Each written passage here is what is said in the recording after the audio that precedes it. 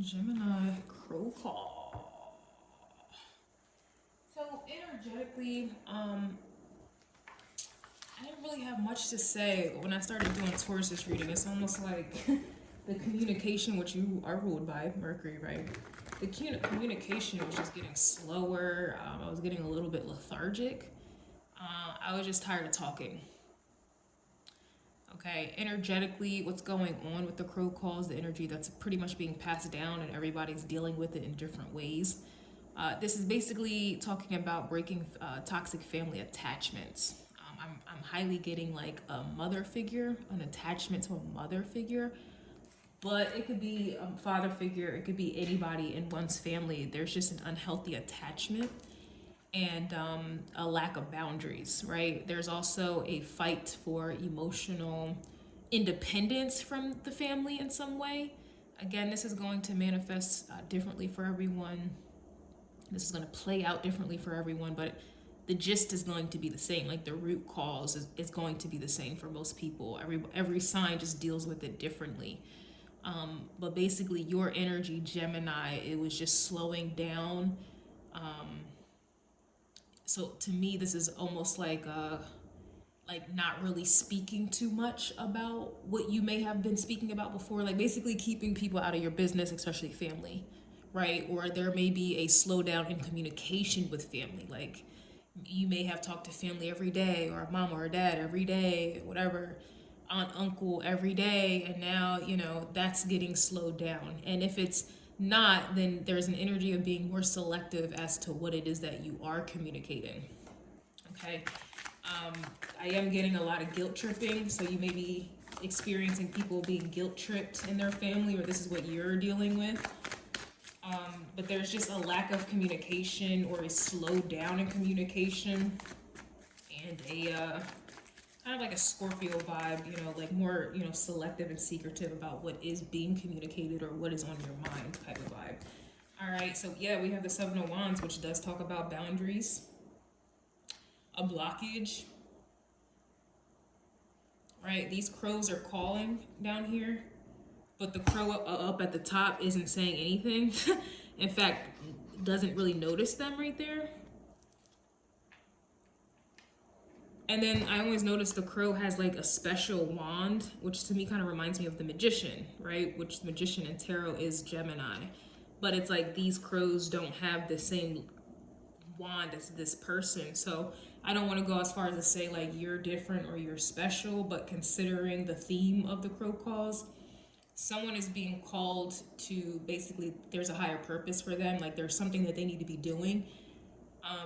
But their family is holding them back from accomplishing it or becoming it or experiencing it, whatever that it is. So we do have a Seven of Wands here, which can talk about a block for sure. Defensiveness for sure. A boundary for sure. Okay, so we're starting off the reading just like that. We have the Two of Swords coming out here.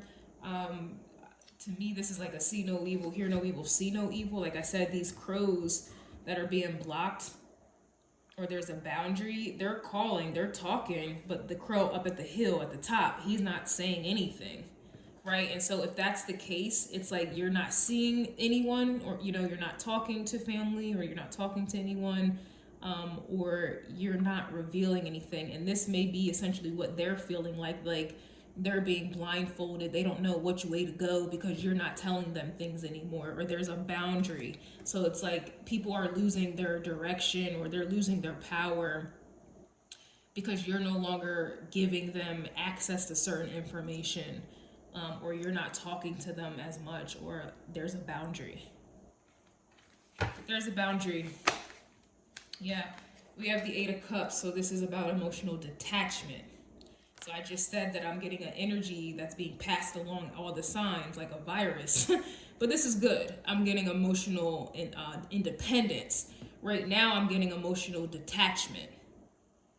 So you got to detach first in order to get that independence. So I am seeing a process here. I am definitely seeing a process, and it also kind of feels like, when you detached or you distance yourself from people, places, and things, you don't really know what's going on because you have distanced yourself from it.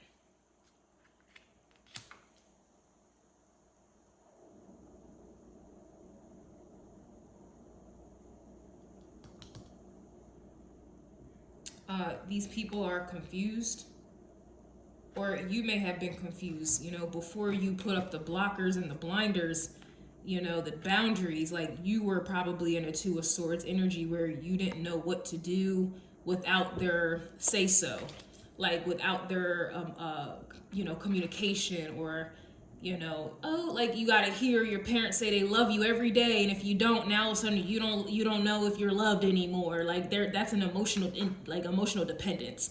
Or, you know, you got to talk to them every single day, and if you don't, you feel like you're lost in the world.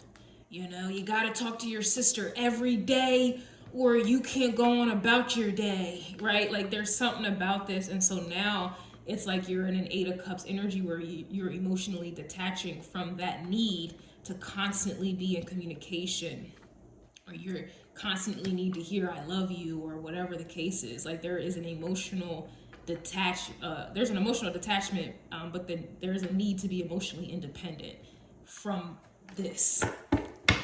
Okay, so I kept getting, you know, Taurus energetically, it's just like there's a tie being broken. Okay, you have to watch the Aries and Taurus reading the way I read. You know, the energy flows. So if you start at Aries, that's like episode 1, right? Down to Pisces, episode 12, that's like the grand season finale. Like, my readings are like a season. You have to watch every episode to understand the full scope of things. I don't read signs, I read energy that the signs really are giving off. If you understand what the hell I'm talking about. If you don't, you don't.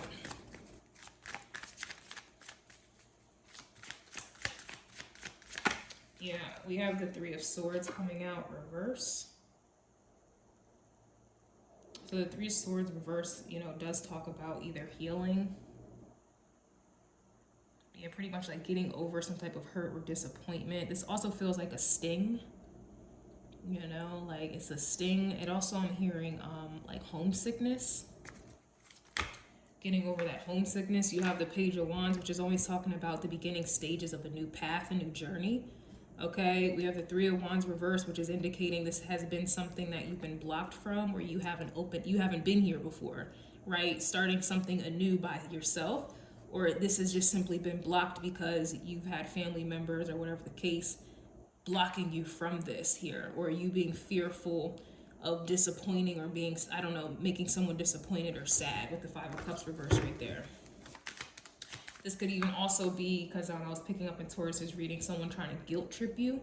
So this could even be a vibe where you're not allowing someone to penetrate your heartstrings or to control your heartstrings, because you already know that they're going to guilt trip you. And you may or may not, if you're honest with yourself, you may not be able to overcome the guilt tripping. And so you may revert back into the emotional dependence department. And so therefore it's kind of just like I don't really have anything to talk about, because if we talk about it, all you're gonna do is try to make me feel guilty, and I'm gonna feel bad, and then I'm gonna repeat the same cycle all over. That's kind of the energy that I'm getting. We do have the Six of Cups coming out, very interesting, which can talk about the past and also memories. Which is interesting because with the Eight of Cups, the crow is looking backwards to the past.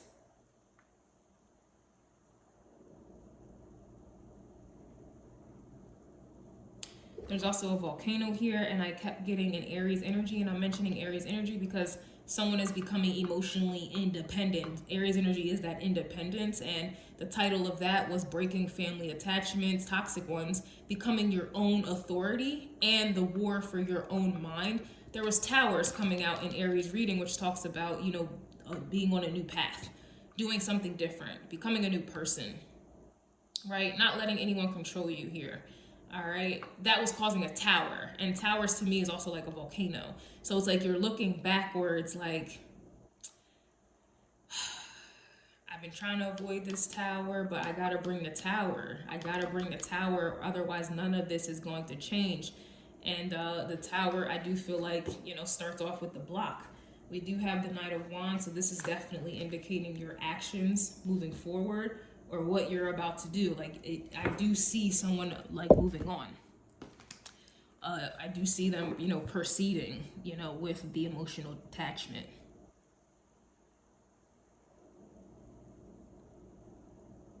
But I don't know if this is also indicating,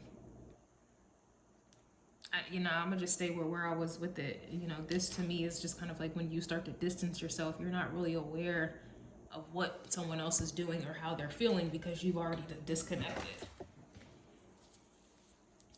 So I'm going to get into this further in the extended. That'll be available on YouTube members and our Patreon. I am working on getting my readings as like a one-time payment, so you don't have to subscribe if you're not interested. If you just want to pay for a reading, you know, one. I am working on that, so I'll let you know when that link is available. But yeah, this is what I have for you as a crow call, Gemini. I'm going to pull the oracles just to see.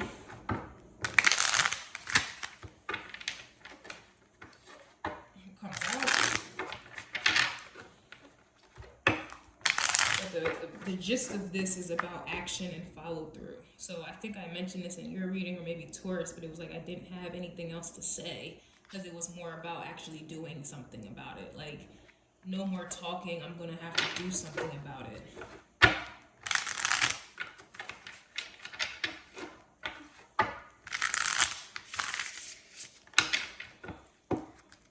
I'm gonna have to fight Six of Cups, memories, or comfortability, or familiarity, and I'm gonna have to do this here.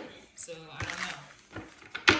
This feels like someone absolutely needs communication from family, or whatever cases. May have a Gemini placement or a third house placement. Could have like Gemini in the fourth house possibly, like, or it could be like maybe like Cancer in the third house somewhere, like needing, there's like a need that needs to be rectified. We do have 777 kind of day. A lot of synchronicities coming out for Taurus and Gemini. We have Jeremiah 29:11. I'm not Christian or anything, but I know the plans I have for you, plans to prosper you, not harm you, plans to give you hope in a future. And it's like someone has, you know, a future here, but it's like family has been holding them back, or someone has been holding them back. Okay, we do have Vedic astrology coming out, which is interesting because Taurus had learned and or teach astrology. We also have you been gifted with clairalience. We have tropical astrology coming out.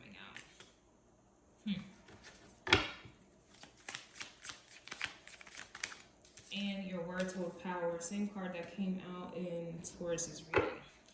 Yeah, I'm just like tired out of nowhere. So this obviously is very tiring or draining. Or this could be you starving or draining the connection.